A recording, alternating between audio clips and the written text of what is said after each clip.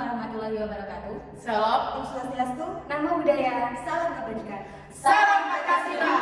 Baik, selamat pagi Ibu dosen serta teman-teman yang kami hormati. Perkenalkan kami dari kelompok 9 yang terdiri dari saya, Naila Yakamelia dengan NIM akhir 1062.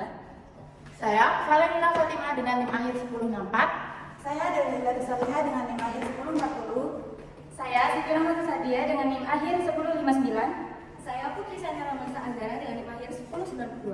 Pada kesempatan kali ini, kami akan memaparkan tentang asal-usul liberalisme di Jerman, para tokoh utama yang terlibat, kemudian ada 4 aspek ideologi liberalisme di Jerman, serta kelebihan dan kekurangannya. Tanpa berlama-lama, mari kita telusuri bersama jejak pemikiran liberal di tanah Jerman. Liberalisme merupakan sebuah paham yang mana menekankan pada kebebasan individu dan hak asasi manusia yang telah memainkan peran penting dalam membentuk sejarah politik di Eropa. Di Jerman, liberalisme itu berkembang melalui perjalanan panjang yang penuh tantangan, dari perjuangan melawan monarki absolut hingga perannya dalam pembentukan sistem demokrasi modern. Liberalisme di Jerman itu memiliki sejarah panjang yang mana diawali dengan peristiwa penting seperti Festival Hambang pada tahun 1832 dan Revolusi pada tahun 1848. Kedua peristiwa ini itu menjadi titik awal berkembangnya paham liberalisme di negara-negara Jerman. Salah satu momen penting dalam sejarah liberalisme di Jerman adalah terbentuknya Majelis Nasional Parlemen Frankfurt pada tahun 1848 hingga 1849, di mana faksi liberal Borjuis seperti Casino dan Wurtemberg itu memainkan peran utama. Mereka mendukung konsep-konsep penting seperti monarki, konstitusional, kedaulatan rakyat, dan pemerintah permanen. Memasuki tahun 1860-an, liberalisme di Jerman itu mulai terorganisasi lebih kuat dengan pembentukan Partai Kemajuan Jerman pada tahun 1861. Namun, perpecahan terjadi ketika faksi moderat membentuk Partai Liberal Nasional pada tahun 1867. Nah, pada masa ini, liberalisme Jerman itu terbagi menjadi faksi progresif dan nasional yang terus berperan dalam politik Jerman hingga tahun 1933 sebelum akhirnya dihentikan oleh resignasi. Nah, setelah Perang Dunia II, kaum liberal di Jerman itu kembali mengorganisasi diri dan membentuk Partai Demokrasi Bebas pada tahun 1948. Partai ini berkembang menjadi kekuatan politik signifikan di Jerman, berperan dalam berbagai pemerintahan koalisi dan membawa pengaruh besar dalam kebijakan politik negara. Dalam sejarahnya, gerakan liberalisme di Jerman itu dipimpin oleh banyak tokoh penting seperti Edward Lasker, Heinrich Vorgeger, Friedrich Naumann, Max Weber, dan Gustav Stresemann, yang mana beberapa di antaranya itu berkontribusi pada perkembangan pemikiran dan aksi politik liberal. Pemikiran para tokoh ini itu khususnya terkait kebebasan individu, demokrasi, dan negara hukum, yang mana sangat memengaruhi teori liberal hingga saat ini. Para pemikir besar Jerman seperti Immanuel Kant dan Wilhelm von Humboldt juga memberikan kontribusi penting terhadap teori liberalisme global dengan gagasan mereka tentang hak asasi manusia dan pemerintahan. Di era modern, liberalisme terus menghadapi tantangan di Jerman, terutama dengan munculnya berbagai partai baru yang mengusung paham liberal seperti Partai Liberal Baru dan Partai Humanis. Partai-partai ini itu mencoba membawa pembaruan dan merespon perubahan sosial yang terus berkembang. Meskipun demikian, FDP tetap menjadi representasi utama liberalisme di Jerman, memainkan peran penting dalam dinamika politik negara, terutama dalam pemerintahan humanis.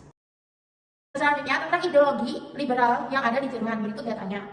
Nah, ideologi yang di Jerman ini mencakup beberapa aspek. Salah satunya aspek ekonomi. Sistem politik di Jerman ini sangat mempengaruhi ekonomi negara. Nah, Jerman ini sebagai salah satu kekuatan ekonomi terbesar di Eropa. Pemerintah Jerman ini sangat aktif mendorong inovasi seperti otomotif, teknologi, manufaktur, dan sistem pendidikan di Jerman ini sangat berkualitas.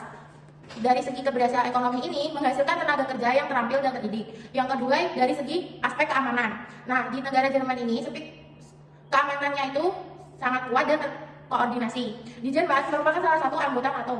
Sistem keamanannya ini diperkuat dengan adanya polisi profesional serta lembaga intelijen yang melindungi negara dari ancaman luar negeri. Yang ketiga ini dari aspek pendidikan.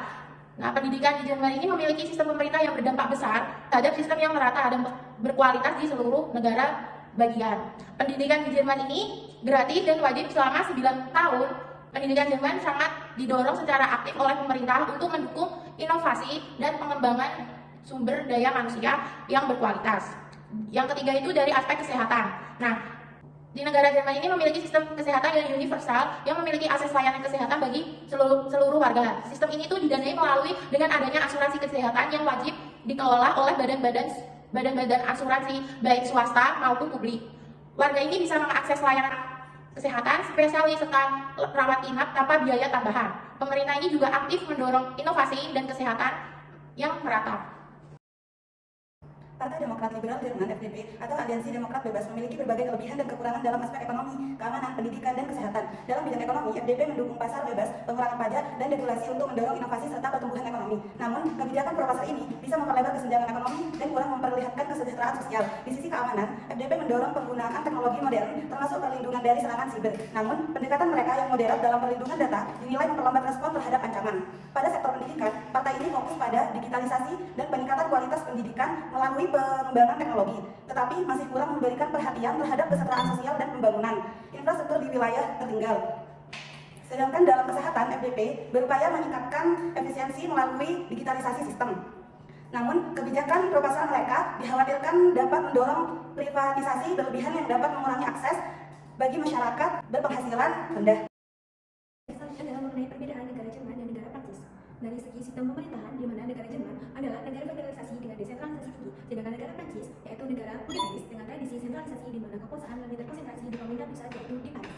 Kemudian dari segi bentuk negara, di mana negara Jerman adalah negara federal yang terdiri dari 16 negara bagian yang memiliki otonomi relatif dalam hal kebijakan internal. Kemudian negara Prancis adalah negara unitaris yang terpusat kekuasaannya di pemerintahan pusat yaitu di Paris.